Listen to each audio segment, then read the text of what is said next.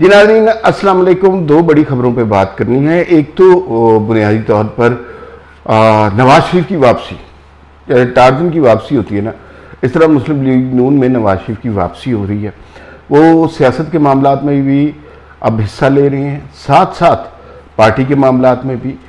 आज से शहबाज शरीफ साहब कायम मुकाम मुस्लिम लीग नून के सदर हो गए हैं और साथ साथ अब मुस्लिम लीग नून की सदारत 28 मई को जनाब नवाज शरीफ के हवाले हो जाएगी और मुस्लिम लीग नून का इंतखाब होगा और उसमें Rana Sanaullah chief election commissioner होंगे। सेक्रेटरी जनरल अब बन जाएंगे ख्वाजा साद रफ़ीक और ये लोग मिलकर कैंपेन चलाएंगे। और नवाज शरीफ ने आज सेंट्रल एग्जीक्यूटिव कमेटी से खिताब किया।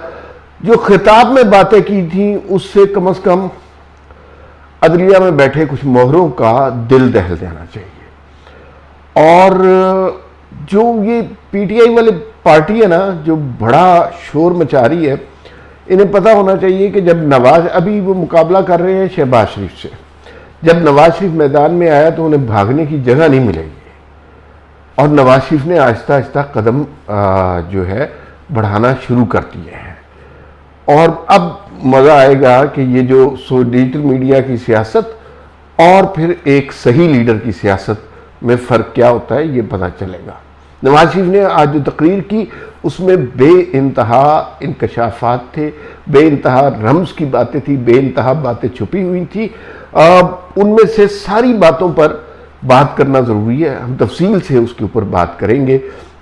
लेकिन उसके अलावा एक और मामला ऐसा है जिसके ऊपर पाकिस्तानी बहुत ज़्यादा तशवीश में है और उसके ऊपर बात करनी ज़रूरी है।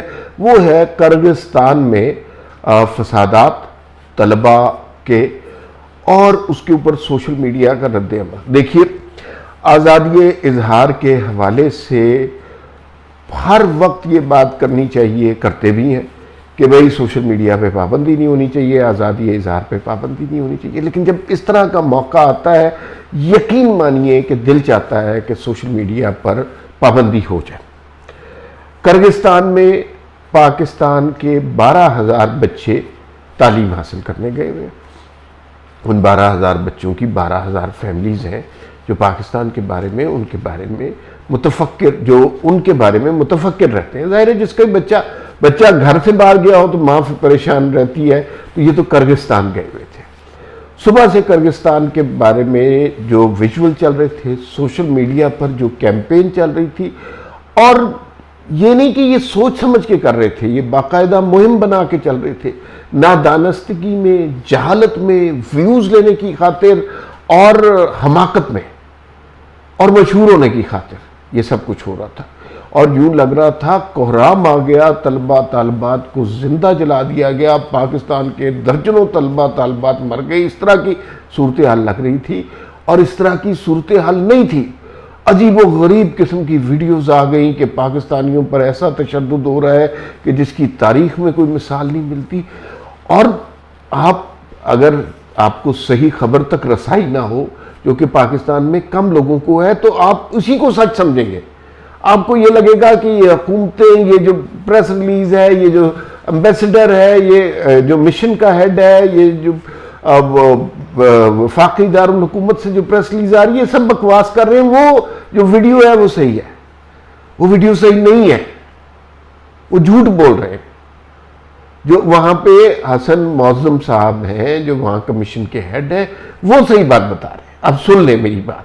जो परेशान लोग हैं और जो डिजिटल मीडिया के हवाले से जिनकी जिंदगी अजाब हुई है, तो उनको बता दें सही से। टोटल 12,000 बच्चे।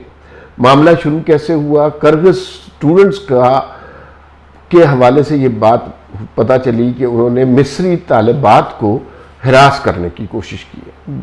कोई लड़कों ने कोई बदतमीज़ी की, ये बुनियाद बनी जिससे फसादात फूटे।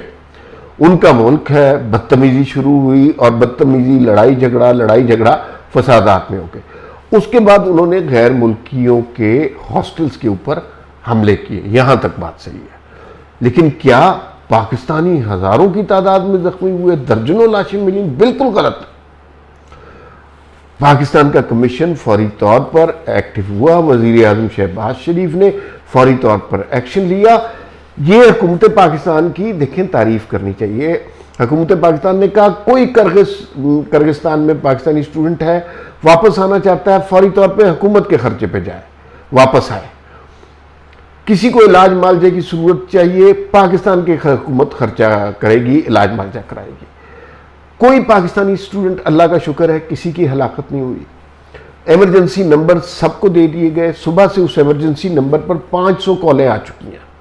10 बच्चे ऐसे थे जिनके वालिदैन को उनके बच्चों से राब्ता नहीं हो रहा था, वो इमरजेंसी नंबर्स के थ्रू हसन मौजम साहब ने राब्ते करवाए हैं।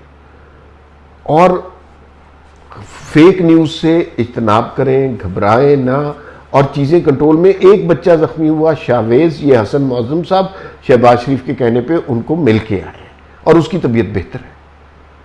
तो प्लीज़ ये जो प्रोपेगेंड, और ये अगर आजकल कुछ लोग हैं, हर चीज़ जो पाकिस्तान की तबाही की तरफ जाती है, पाकिस्तान के हवाले से बुरी खबर आती है, उसको बढ़ा चढ़ा कर बयान करते हैं। खुदारा ऐसा ना करें, ये मुल्क हमारा है, हमने इसमें रहना है, हमने कहीं नहीं जाना।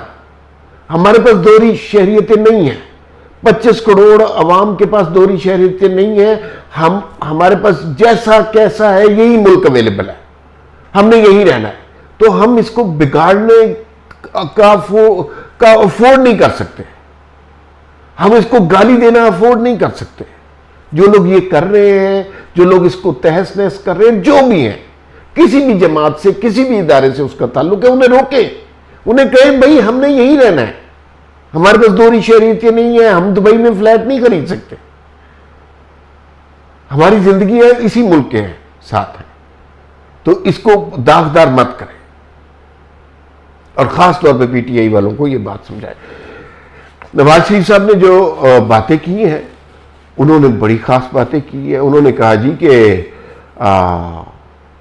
आपने वही साकिब निसार वाला किस्सा, शौकत अजीज सिद्दीकी की मिसाल दी उन्होंने, कि शौकत अजीज सिद्दीकी ने तो बता दिया था कि उन्होंने कहा खुद ऑडियो सुनिए। उन्होंने कहा मेरे पास साकिब निसार की ऑडियो मौजूद है, और वो बहुत वाज़े तौर पे कह रहे हैं कि हमने नवाज शरीफ की हुकूमत को गिराना है। और ये जो है बड़ा आलम है, एक मुंतखब वज़ीर आज़म को गिराते हैं। पीटीआई वाले तो अभी चीख रहे हैं ना, वो 2013 से चीख रहे हैं। तो ये नहीं हो सकता। दूसरा, नवाज शरीफ साहब ने कुछ बातें की। उन्होंने कहा जी कि हमारे कारकुनों को भी जेल हुई थी, लेकिन हमारे कारकुन उस वक्त कहते थे कि हमें जेल में मर जाना पसंद है। तो इसमें कुछ लोग कह रहे हैं कि कुछ इशारा है खान साहब के लिए भी, पता नहीं क्या इशारा है, लेकिन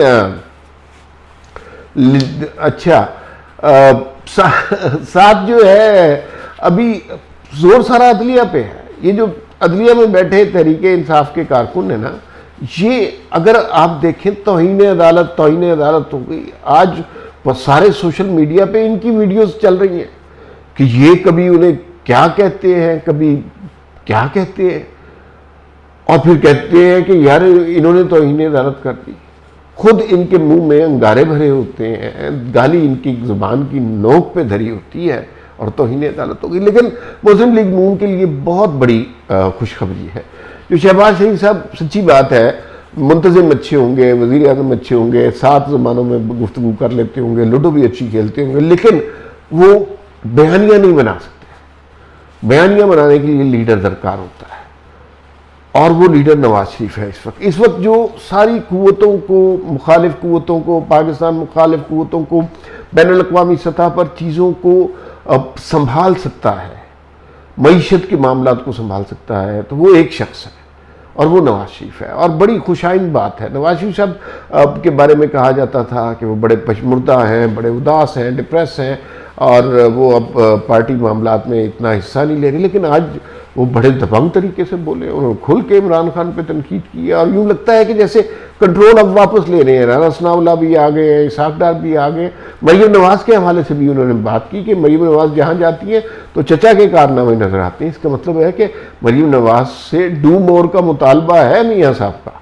वो बहुत ज़्यादा खुश नहीं है, कि कह रहे हैं कि मज़ीद काम करें। अभी आप चचा के लेवल तक नहीं पहुँची और आपने आगे बहुत ज़्यादा काम करना है। तो अच्छी बात है, बहुत अच्छी बात है कि नवाज शरीफ इस बैक इन एक्शन। ये मुस्लिम लीगियों के लिए और पाकिस्तान के लिए अच्छी खबर है। फिलहाल इतना ही, फिर मुलाकात होगी। अल्लाह हाफिज़।